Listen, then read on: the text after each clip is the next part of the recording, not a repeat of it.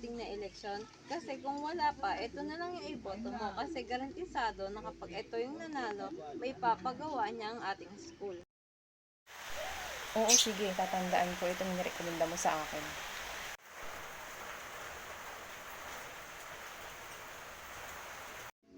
Si Ma'am yun na, bakit siya umiinom ng alak, naninigarilyo at nagsusugal?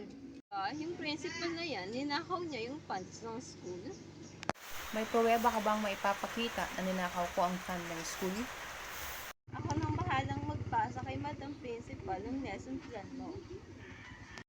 Good morning, ma'am. Ito na po yung gawa kong lesson plan. Nakakasigurado ka ba na ikaw mismo ang gumawa ng lesson plan na ito?